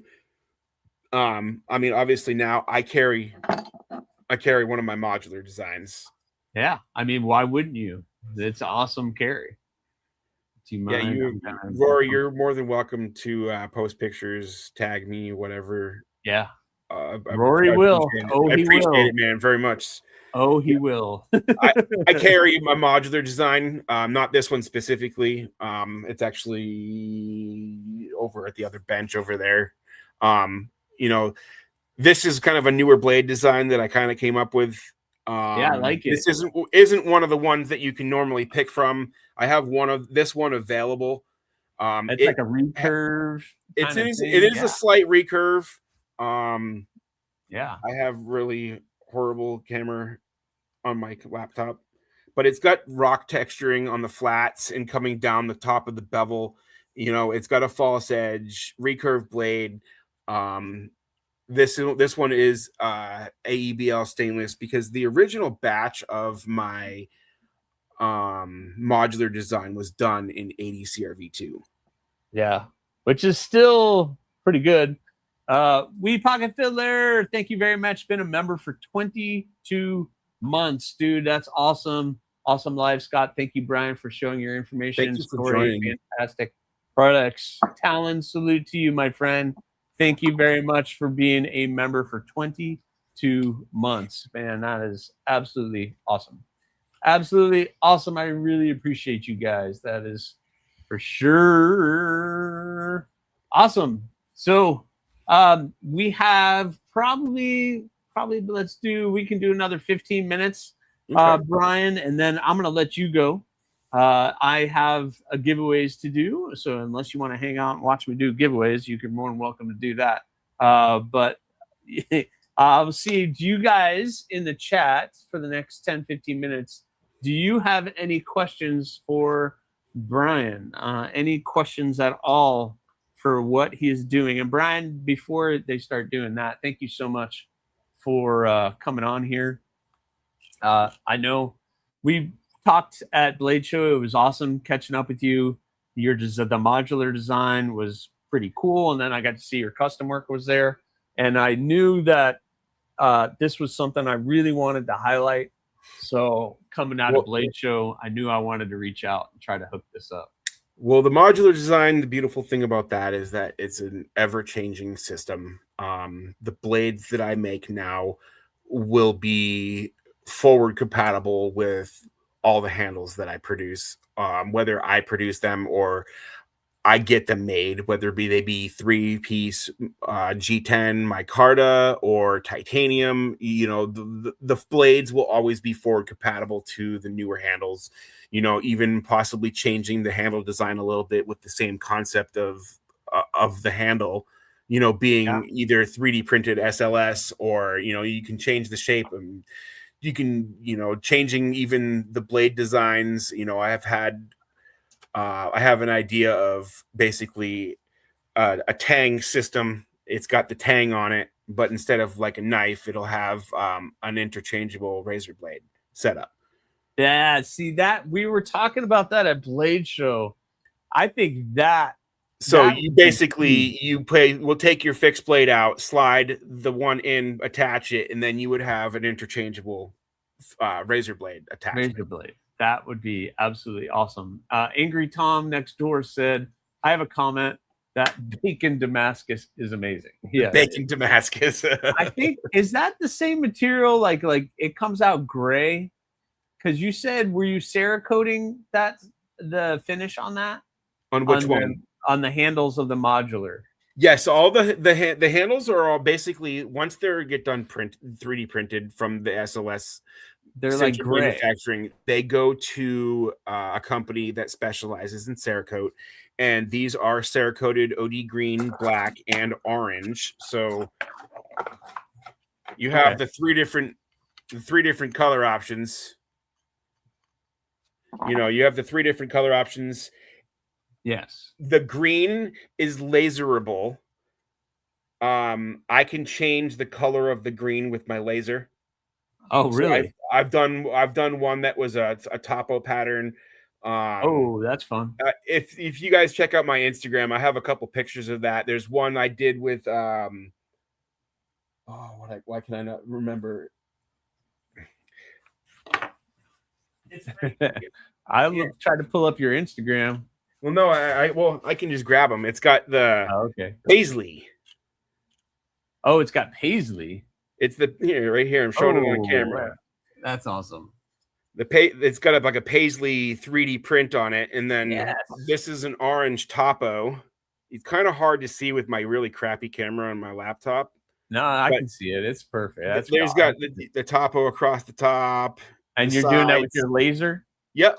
This is all done with the laser on the flat handles, you know. Yeah. It's just something to bring the customization a little bit farther into something that I was more looking for from the beginning. These handles were done this process because of time. You know, they were the quickest to get made. They're really affordable, and it's really why I can keep the price point to where it is. Yeah. You know, like any other material for the handle, I mean, it starts becoming exponentially more expensive. And of course, you know, I was trying to keep this an affordable fixed blade that almost anybody could afford, you know, with still some customizable features. You know, I still need to try to get it edited on the website and get the hardware option. Yeah. Hardware options. And like my website's limited to how many options that I can have. So giving a hardware option is one too many. Yeah. So you've gone too far now. If there was a specific color that you wanted, whether it be brass, you know, copper, I have some titanium Gulsel bolts as well, but mainly the design comes with black. If you wanted anything else to upgrade to, you can message me or put a note in the order. Yeah. That's Where awesome. Are you dropping that meteorite modular? Yeah. Handle. You know what he's talking about? That's my buddy Josh. Yes. Yeah. He's yeah. We'll call that as an inside joke. You guys will find out. He wants me to get a handle CNC'd out of meteorite for this thing. Yeah. Oh, yeah. Sure. Okay. That's not gonna happen. It's possible. It's all possible, but it wouldn't be cheap. No. The type of laser. Meteorite. Is he providing the meteorite? That's what I want to know. Right. I have a Galvo 50-watt JPT fiber laser. Yeah, Bluminati, he plays with some laser stuff. He makes some really cool laser stuff. No special name brand. It you know, it came from China like a lot of the other ones did. You know, the Damascus looks like the Frankenstein stripes. Nice. I love the maker's mark on the scales. Very nice. Really distinguishes your product. Yeah, the bear is pretty cool on the scales. That is for sure. My cousin has meteorite, and that wants me to have some put in scale. There you go. Hit up Bryan. He'll work with meteorite now. I will. I had just put meteorite on a dagger. One of my more recent posts on Instagram has a meteorite inlay in the handle. So let's see. They're all made in China. Oh yes, I know. I know. He's talking about the lasers. Yeah, he's talking about the lasers. They're all made in China. Unfortunately, yes. Yes, it's an amazing tool. It was very expensive. I bought it with the rotary attachment, thinking that I was gonna get to that, but I don't even really use it for that much.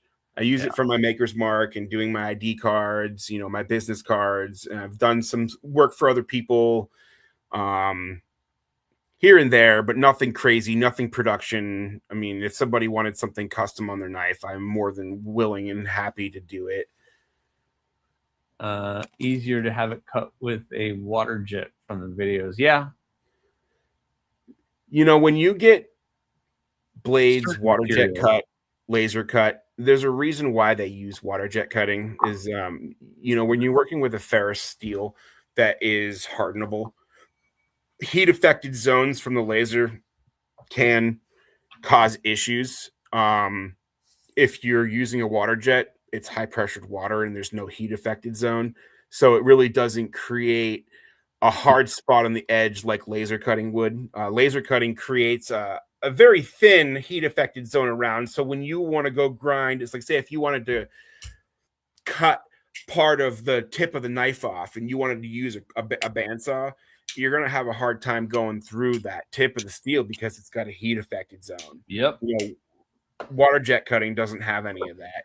But I mean, for accuracy, they're both about the same. There's really minimal difference.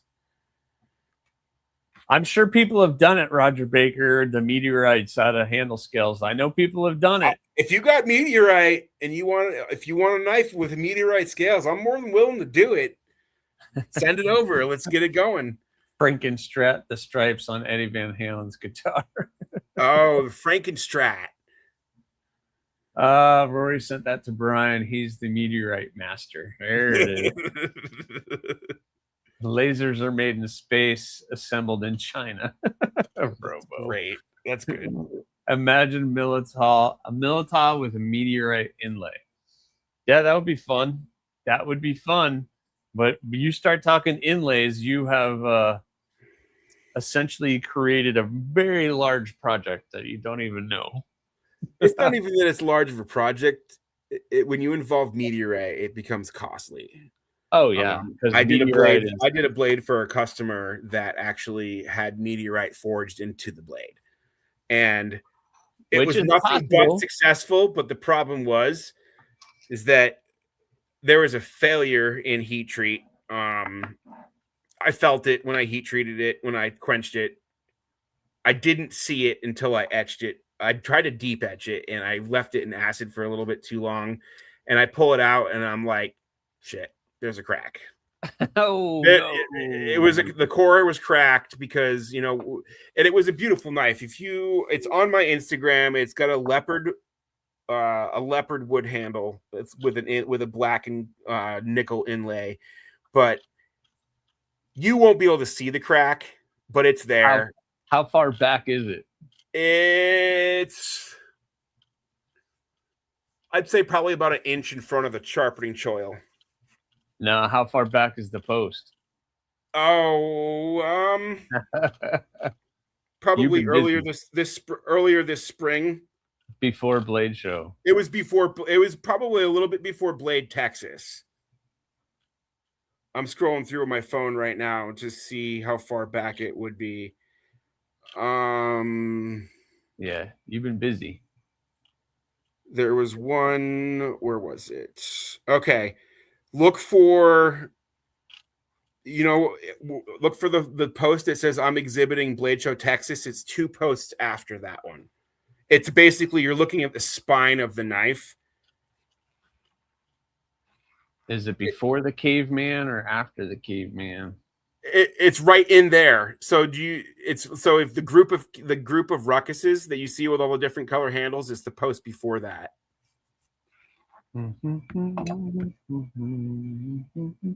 The Northeast Artisan Knife Show. That's Merry Christmas, Blade Show Texas. Okay. January 12th. You're holding. Is it a video? It is a video. Okay, I'll share it. I found it. I found it. You did find it? Is it? Nope. Hold on. I'm gonna do it. I'm gonna do this. Share screen, Instagram. Is it this guy? Yes. That is it. That the river of that blade is meteorite, and there's the pattern. This is something that has very, very, very not been done. I mean, people have done it, have forged the meteorite into blades, but the hard part is to retain that meteorite patterning. I have yet to see it done besides this piece of steel, and it's hard to see, but the person that made that steel is Adam DeVille.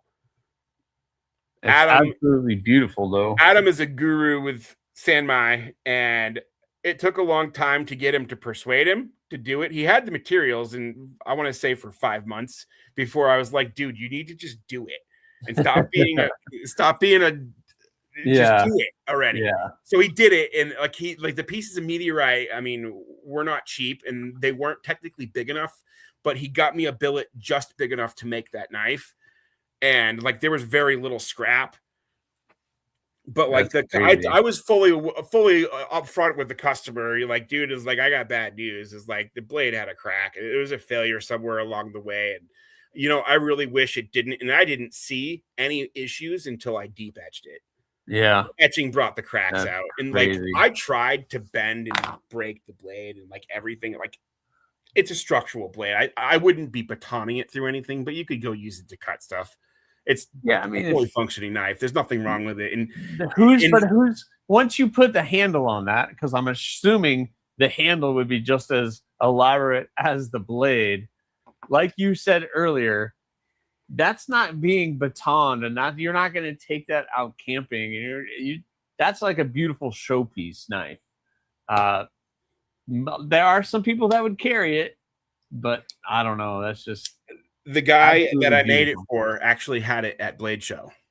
Oh, it was at Blade. That knife was at Blade Show. He was showing a bunch of people that knife. Yeah, but he's showing it off. He's not using it.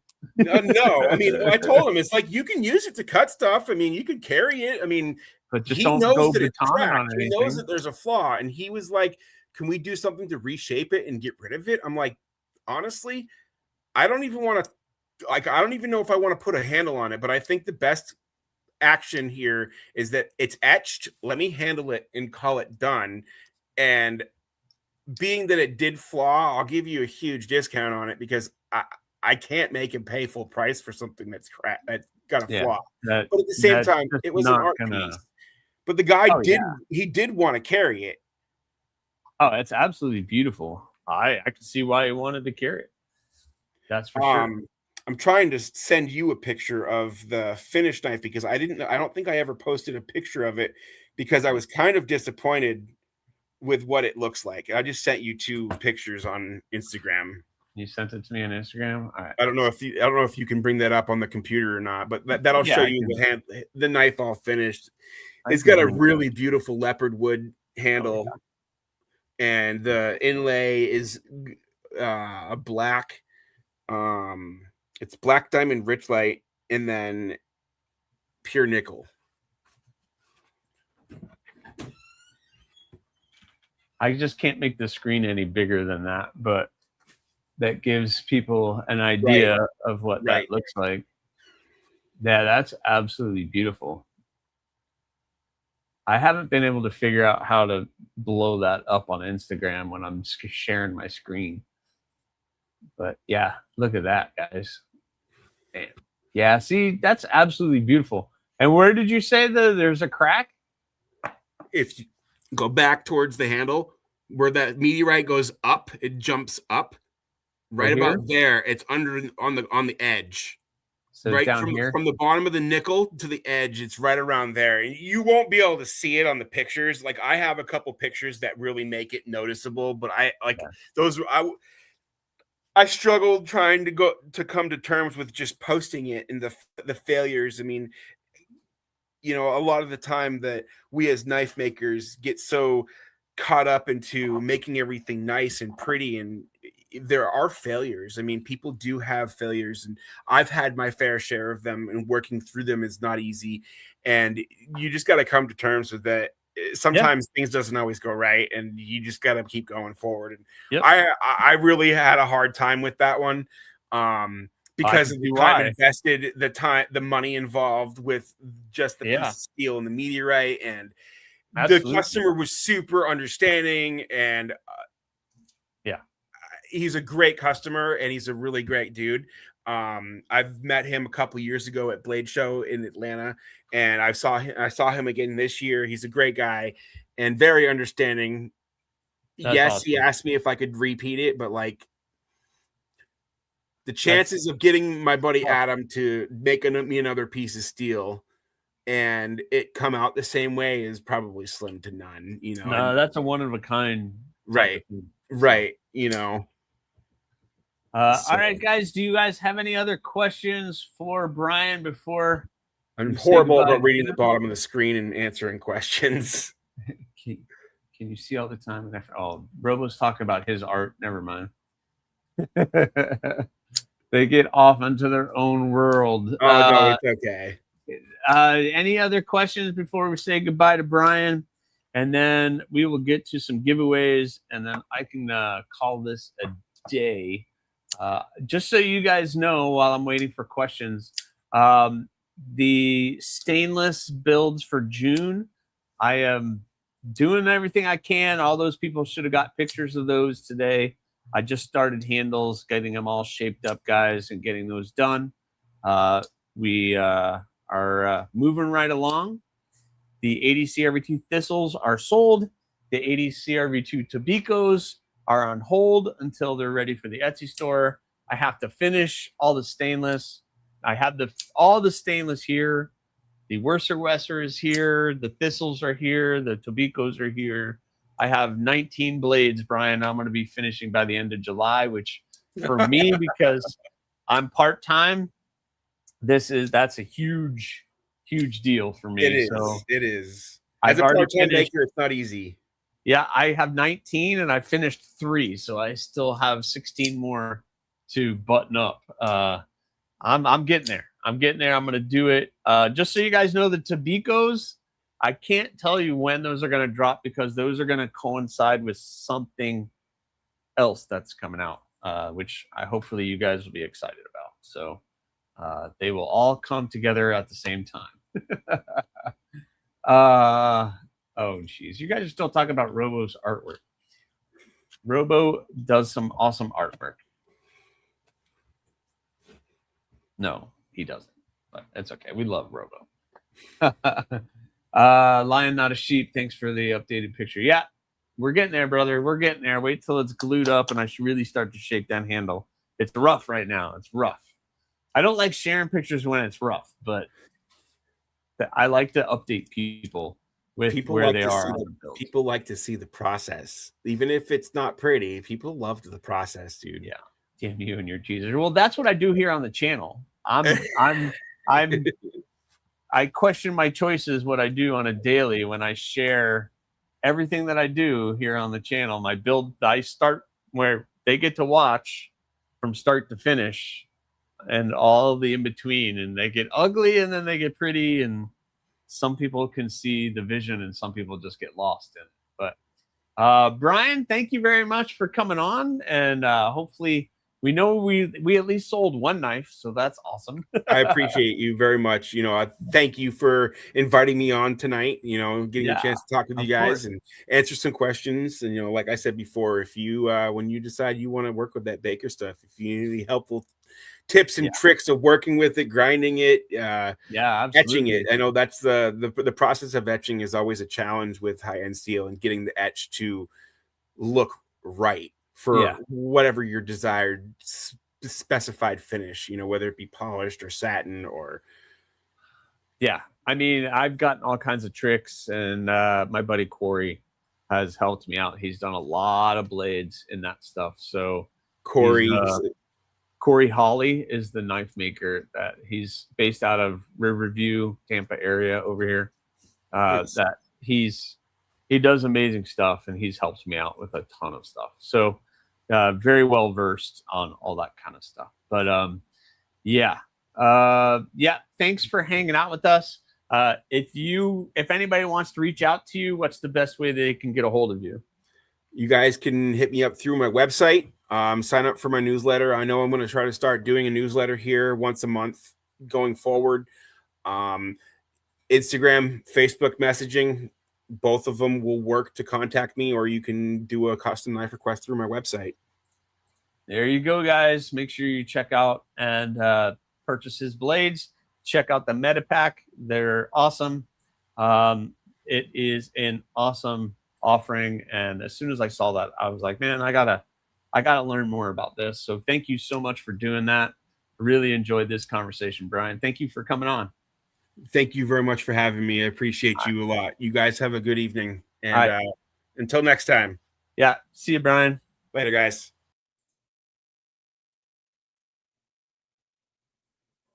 All right. That was fun. Bryan's a good guy. We're just going to continue on. So we have the giveaways, guys. We have the giveaways. We are going to do 2 giveaways tonight. We're going to do 2 giveaways tonight. We're going to do the member only giveaway. And then we have just a regular giveaway that we are going to do. I'm going to give you guys another minute or 2 to make sure you go leave a comment. If you want to enter tonight's giveaway that's open to everybody, go to the video on the Olaton's Lemon Shark that I posted today. I have left that comment pinned in the chat. Go to that video, leave a comment. 1 comment per person, please and thank you. Although I'm going to siphon it all out anyway. And if all of you members, if you are a channel member, make sure you go to the channel member only video that has a picture of this guy on the thumbnail, the Heretic Knives mini pariah, which is what you guys are going to be winning. So thank you to all the channel members. This is a channel member only giveaway, and you guys will get a chance to do that. I have to make that video private or unlisted before I do the drawing. So make sure you guys go over there and do that. I'm going to give you guys another minute to go ahead and do that. And I'm going to go and make that video private so that you guys can no longer see it anymore and to do that. So yes, Jim Cox is calling it. He says it's his knife, but we will see how that works. So that is totally up to you. So make sure you guys are gone over there. You've done that, and we can do that. Let's see. Good to see you again, brother. I saw Kelly's video of your new Dream Tech. Oh, yeah. See, and by the way, Kelly's Mishmash. We are on the hunt to get to Kelly's Mishmash to get to 500 subs. If you have not subscribed to Kelly's Mishmash, go over and subscribe to Kelly's Mishmash. She's a cool YouTube channel. She's doing a lot of really cool stuff, and she supports so many of us on so many different levels. Guys, you have no idea. So go subscribe to Kelly's Mishmash. We're trying to get her to 500. She has some really cool plans. The Kellathon. Yeah, the Kellathon. That's what we're calling it, Jim. The Kellathon. So make sure you guys have done that. All right, 30 seconds, and I'm going to go make this video private or unlisted so that you guys, so I can do the giveaway. We're going to do the member only giveaway first, and then we will do the other giveaway, and I'll tell you guys what you guys will win with doing that. So I'll give you 10 more seconds before I do that. All right. Unlisted. Boom. All right. So member only giveaway. Let's do this. We're going to get the shareable link. Hold on. Let me plug everything in here. And let me share my screen so you guys can see this. All right. Boom. All right. So we're here. We're going to do this. All right. So I got the link in. We're going to show random names. We're going to solve a really hard math problem.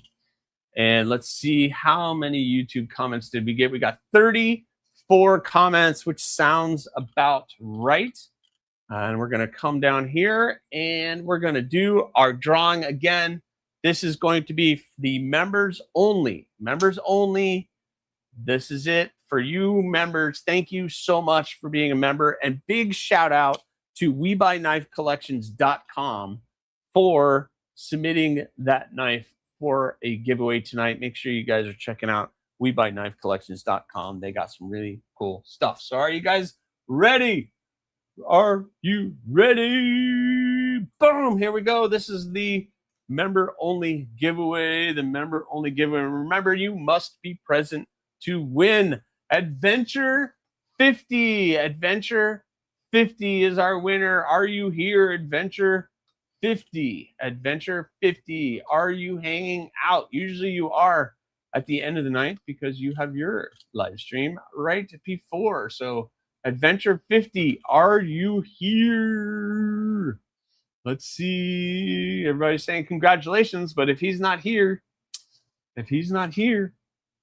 I haven't seen him either, Blue, but you never know who's lurking. You never know who's lurking. Adventure 50? Adventure 50. Going once. What a killer knife. You got to be present to win. You got to be present to win. Roger Baker says he's not taggable. I'll give you him 30 seconds. I'm sure somebody is messaging him or maybe not messaging him and not saying anything so that they have a chance to win. He goes live in 5 minutes. Yeah, I know he does. So Mr. Mouse said he goes live in 5 minutes. Yes, he does go live at 10 p.m. So we will see. Mick Ranger has messaged him. 8050 who? I was before him. I'll take it. She saw her face. She saw her name. It was there.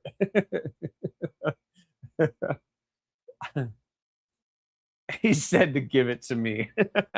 Can't do that. I can't do that unless he pops in and says, which I really doubt he would be like, nah, I don't want that. So close. I'll give him another 30 seconds, guys. I'm going to give him the benefit of the doubt. Mick Ranger said he messaged him, but I don't know. Let's see. Roll again. Yeah. I identify, Mickey Bobby identifies as Adventure 50, but you're not even a channel member. This is for channel members only. This is for channel members only. No special treatment. I'm not giving him a special treatment. Jesse says he's here. All right. He's not here. He's not here. So we're going to reload this. Oh, wait. I got to do my math problem again. 6 plus 7. 6 plus 1 is 7. They took it easy on me and gave me easy. All right, we can still have 34. All right, we're gonna roll this again. Sorry, Adventure 50, you haven't been here. I waited. It's time to see who our real winner is, and the real winner is boom, right there. Boom, Sanders. Awesome. I know you're here. I did see you in the chat. Sanders, are you here? Sanders, I saw him several times in the chat. Where are you, man? Where are you? Where are you? Where the heck are you, Sanders? I know he's here. I know he's here. There's Kelly. Hey, Kelly. Where are you at now, Kelly? Where are you at? Where are you at? Come on. He's here. There he is. Sanders, you are the winner. By the way, I'm also throwing in a AriesEDC patch made by Trouble Bunny. So you're going to be able to get that. So I'm going to throw that in. And you're going to get the last, I believe, I don't think I have any more, of the AriesEDC 5K special poker chips that were made by Mr. Bluminati himself to get me to 5K. So you got that and a bunch of other stickers. Make sure you guys are following Kelly's Mishmash. Go follow her. Go shoot her a message. Go like one of her posts. Go do those things. Go do that. because we're going to do the other giveaway. 469. Oh, man, 469. Come on. Come on. She's only 31 away. 31 away. I think I did my math right. Probably not. But tonight's giveaway is going to be the Sudoku EDC little fixed blade. It's still in the box. I haven't even taken it out.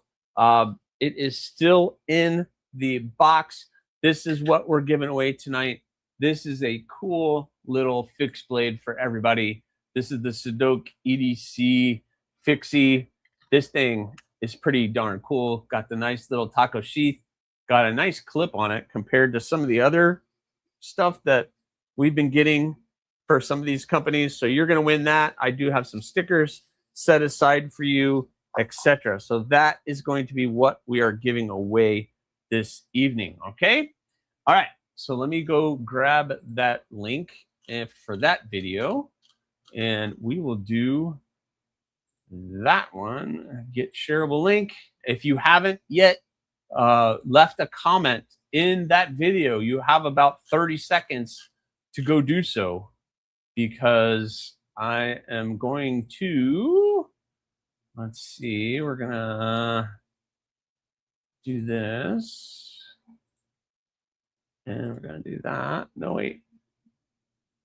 Let's remove. There we go. All right. So we're going to come over here. I'm going to remove that link. We're going to post the new link. And we're going to come over. Do some math that I'm not good at.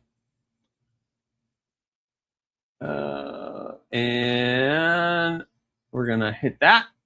We have 58 unique comments. 58.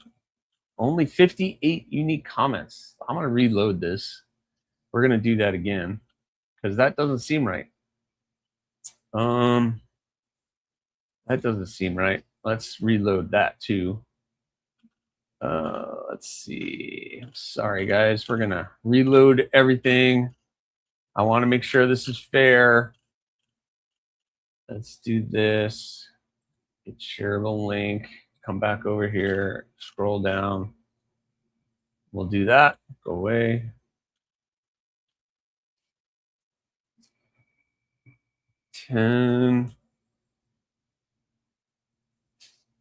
Get YouTube comments. Still says 58. So that we have 58. We have 58 unique comments. All right. Here we go, guys. Are you guys ready? Let's see who our winner is of the cool little fixed blade and a bunch of stickers to make sure that we top off this evening. Awesome. Thank you so much for all of them. Kathleen!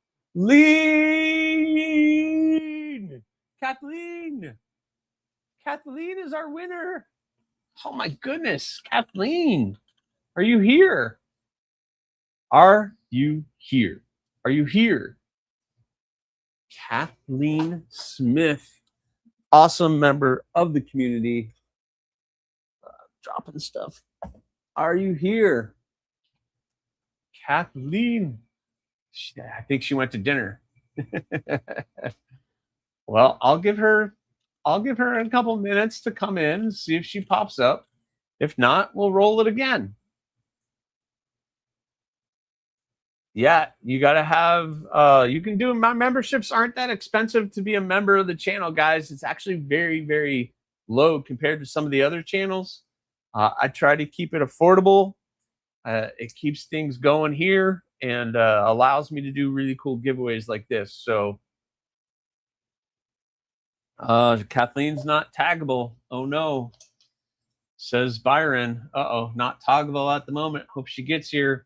I'll give her another minute. I'll give her a minute, and then I got to get going.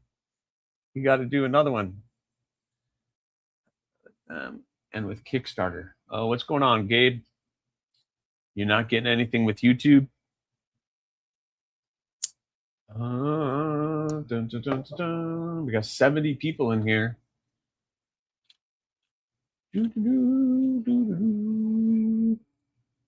Stop sharing. Let's see if I'll give her She's got about another 30 seconds or so. And if not, then I will do this. Oh, no. Yeah, I know she had to leave. I feel like she's won some other stuff. But that's awesome, Sanders, that you won that, because now I can include that other thing I was going to send you with that knife. That's awesome. That's all. I just thought of it. Ding. How about that? It's funny how things work out that way. That's kind of funny. That's pretty funny, actually.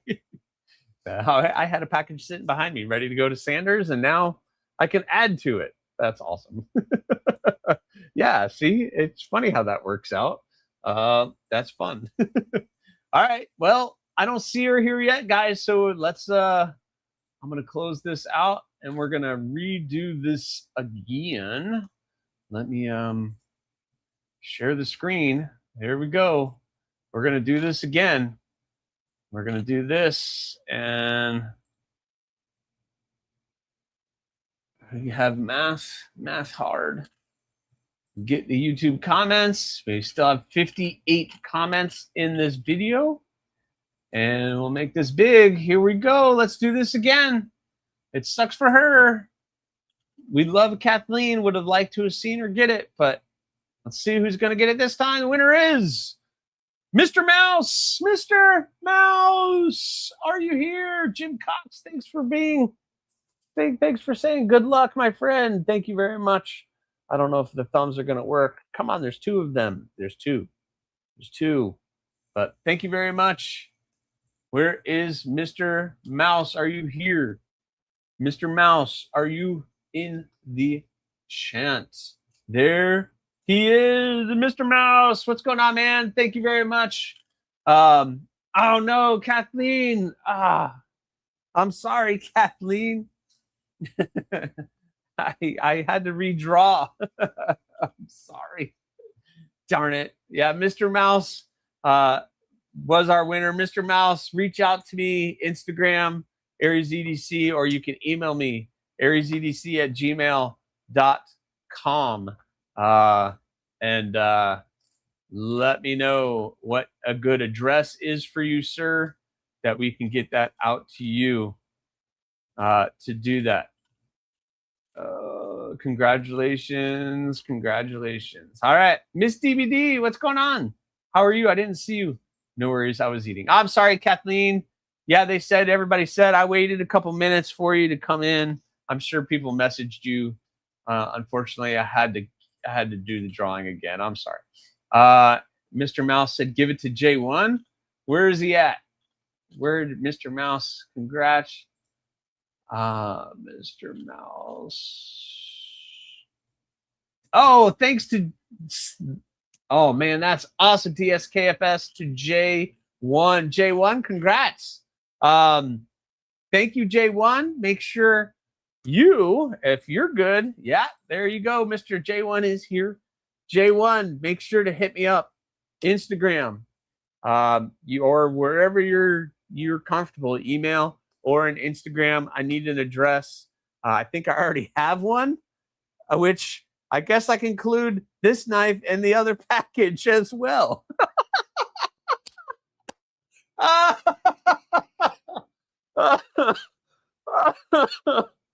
Oh, that's funny. Jay, I got a package going to you too.